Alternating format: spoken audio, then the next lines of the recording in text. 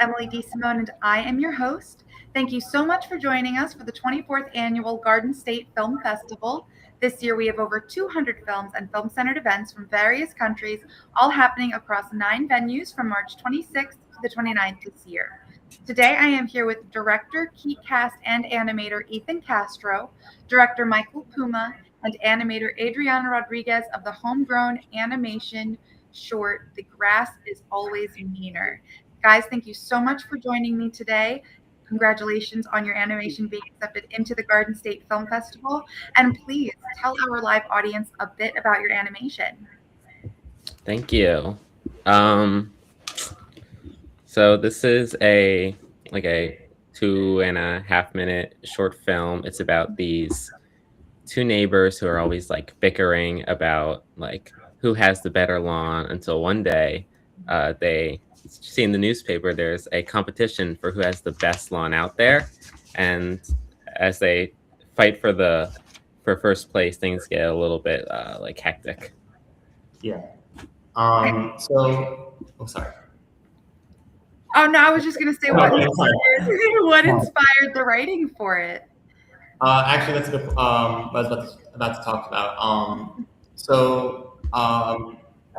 We're all 3 of us were in a film program in our high school, and after our last film, we were playing this card game called Grass is Greener, and it's kind of just like this card game that has a similar-ish premise, where 2 neighbors are kind of trying to decorate their yard, and we're like, what if this was 2 neighbors who are really angry at each other, and we're kind of imagining ourselves in these roles, and we're kind of just building off this card game until we got to this insane story of wait a minute, what if we made this into our next film? And we've previously done paper animation films with printouts and cutting and the tedious process of moving things one by one until it makes a video. So we were like, what if we did that again? And at the time, the timeline was kind of short, and we weren't coming up with the best ideas. So we were thinking we'll go with the neighbor's idea, and we'll just see what happens. And I'm really glad we did, because it was really just it was an insane process, and it was a lot of fun. So yeah. So what was this filming process like, besides, cutting and moving things one by one for each of you?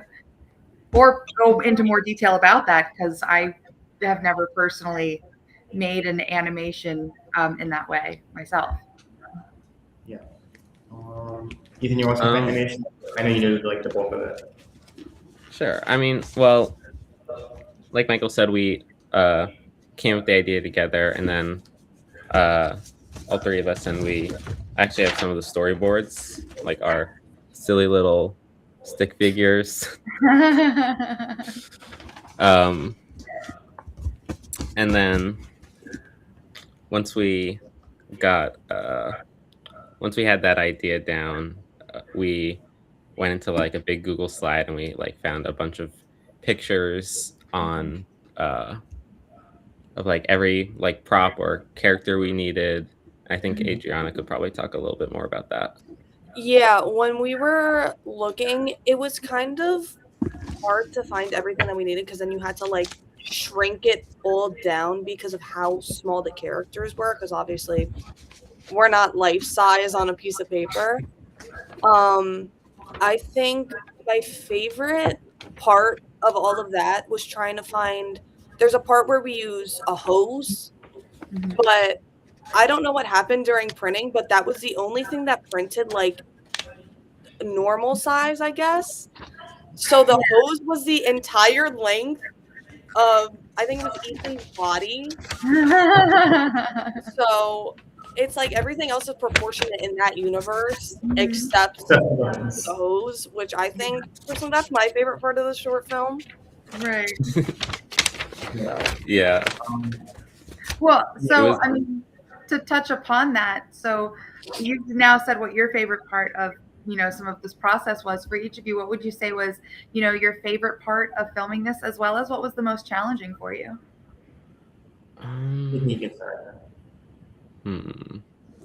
My favorite is I don't want to, other than the ending, which I don't want to like give away. But I'd have to agree with Adriana about the hose because I think because of the way our schedules work, we like did not have the time to reprint an accurate hose. So we're like, you know what?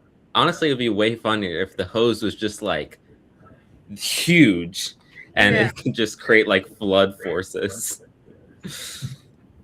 And the most challenging part was probably just like the way I set up like I chose to animate it like at my house and you know it wasn't the most elegant setup. So I was honestly like my back just hurt. That was the most challenging part from being hunched over and trying to animate everything. How about you guys? Sorry. No, Kind of my favorite part about the entire thing was probably in the film itself. I think the fight with the two flamingos, with them taking it apart and then like fighting, using it as like swords, was a lot of fun. Especially that effect where the background actually slides over to the neighbor's yard. I thought that was a really impressive effect that Ethan came up with, and it was just like the way he explained it sounded like insane, and it was just like it looked really cool, and it came out to be like extremely cool looking. And I remember editing it, and like I didn't actually see him animate this part. I only knew it exists. And I was like, oh my god, that came out so cool looking, and I was just kind of like really really happy how the way it turned out, and like yeah. So that first fight scene always like is always like so special to me. And probably the most challenging part was I think the editing of it because I took on like the burden of like editing it. Oh, my lights. Oh. Wait. And All right, there we go. no worries. Sorry, these lights are weird. I took on the burden of editing most of it, and then I had to edit it under like 6 hours, and it was like an insane process.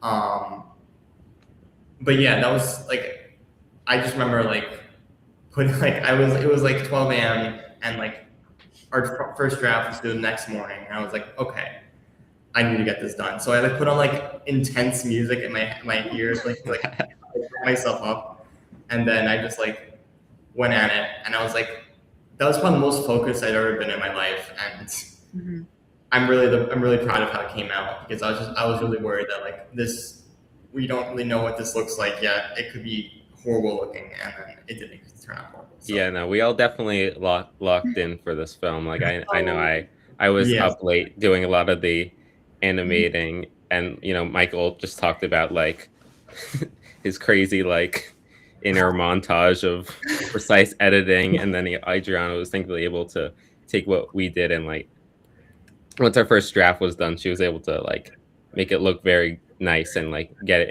into a passable form for film festivals like this. Yeah. I think the biggest challenge was kind of the time crunch we were on because it had taken us so long to come up with the idea that we had spent like a good 2 weeks just sitting in the back of our film class trying to figure it out. And also me and Mike are doing all of this during like our senior year. So we have everything else like with colleges, with everything going on top of that. So it's like we're constantly just trying to find time to do it. Obviously, we know my favorite part with the hose. But another thing that I really did like about the film is when we did show it the first time, I just remember my film teacher thought it was the funniest thing ever, and he keeled over laughing the whole time, and that was like, oh, this is so worth it just to see like that kind of reaction. Yeah. Yeah. Of course. I mean, you know, like with that said, what is it you want your audiences to take away from The Grass Is Always Meaner? I just want them to laugh. Yeah. Yeah. I feel like that's a film. Don't take it so seriously. Don't fight over lawns. Not that big of a deal. But it's also just something that's like, oh, this is silly and funny. I like watching it. I have kind of like a personal experience with the film and with sharing it to other people. I always find that people have like something unique and like memorable to like compare it to. Like for example, like I was showing it to my history teacher last year, and he was like, "This really reminds me of this short film called Neighbors. It was made in the 1950s about the Cold War." And he actually thought it was like the film itself was a metaphor for the Cold War, which I thought was a lot of fun. Like, I kind of like I gently explained to him that like that wasn't really the intent, but sure. But Sure. everyone always has like their own like unique comment about the film, and like it's just I feel like it's the film itself is just very unique, and that's why someone always has something unique to say about it. So yeah.